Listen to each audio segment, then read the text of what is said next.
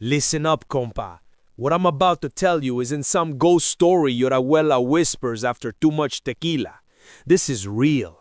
This happened to my cousin Marco 3 months ago in that forgotten strip of desert between Laredo and nowhere.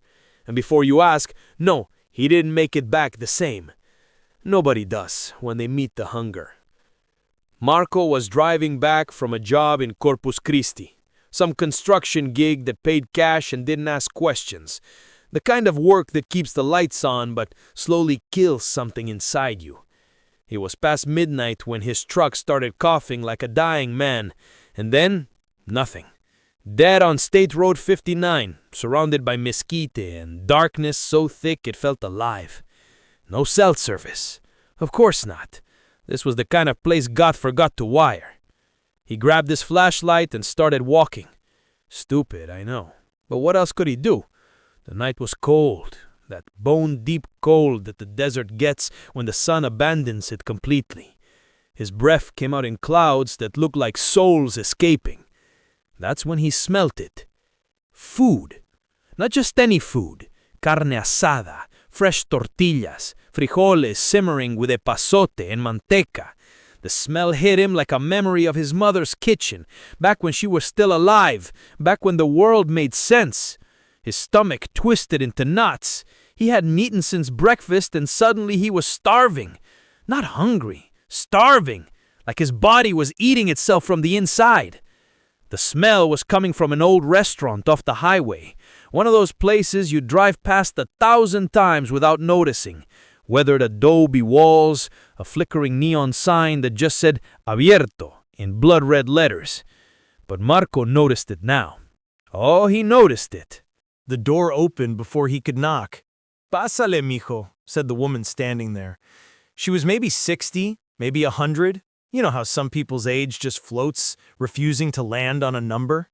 She wore a flower print dress that might have been beautiful in 1975, and her smile was warm, maternal, the kind that makes you forget every bad thing that ever happened to you. I don't have much money, Marco said, because that's what poverty teaches you. Apologize for existing before anyone asks. No money necessary, mijo. You look hungry. Come, sit, eat. The restaurant inside defied physics. Impossibly large, stretching back into shadows that the hanging bulbs couldn't quite reach. Tables everywhere, dozens of them, but every single one was empty. Just Marco and this woman and the smell of that beautiful food, growing stronger, more intoxicating, filling his lungs like smoke. She brought him a plate. Oh God, that plate. Carne asada so perfectly charred it glistened. Rice studded with corn and peppers. Frijoles that looked like they'd been simmered for hours. Tortillas still steaming. His mouth flooded with saliva. His hands were shaking as he picked up the fork. Eat, mijo, she whispered, standing too close behind him. Ándale. You're so hungry. And he was. He was so hungry. The first bite exploded across his tongue, flavors so intense they felt violent.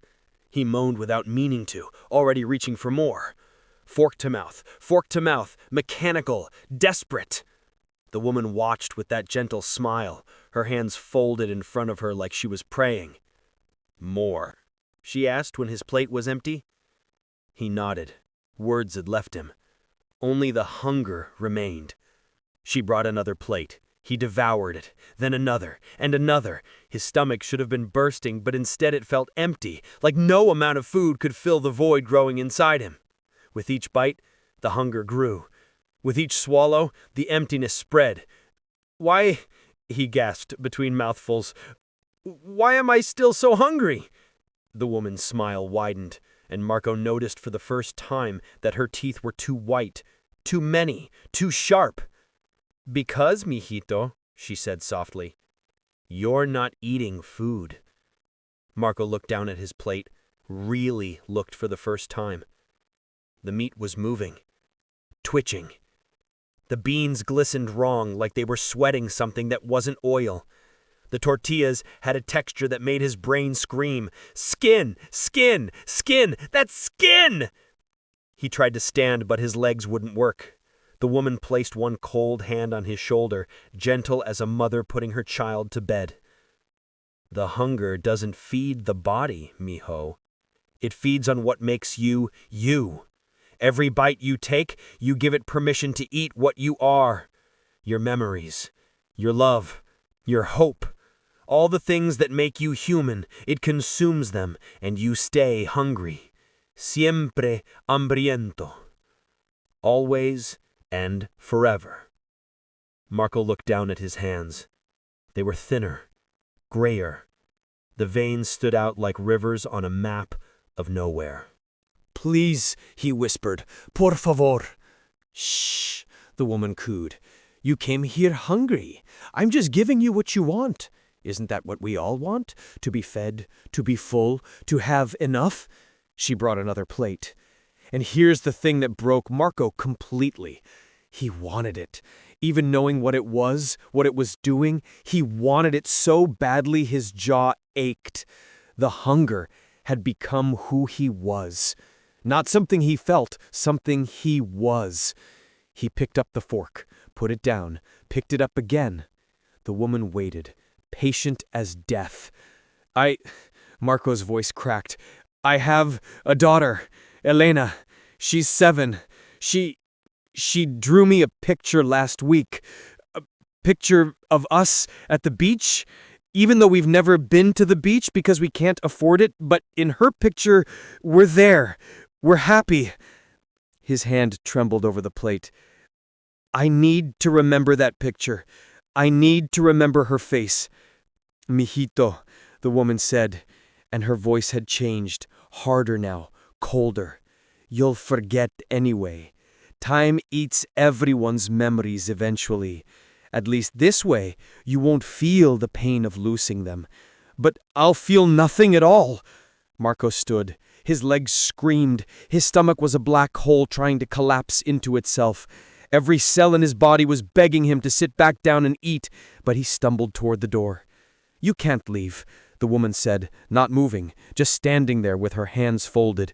You're too hungry. You'll come back. They always come back. Marco made it to the door, pushed through. The cold desert air hit him like a baptism.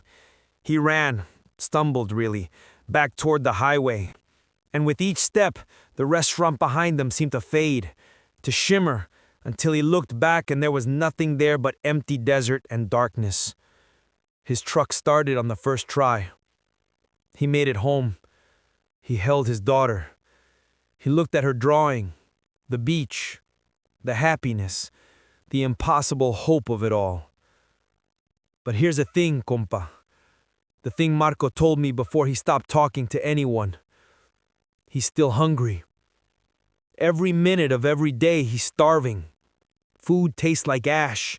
Nothing fills him. And sometimes, late at night, when the hunger gets so bad he can't think straight, he smells it again.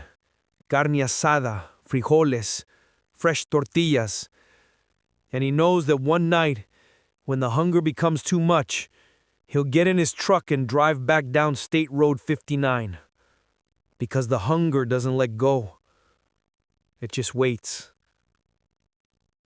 And if you ever find yourself on those forgotten roads, and you smell your favorite meal drifting through the darkness, drive faster, compa. Whatever you do, don't stop to eat.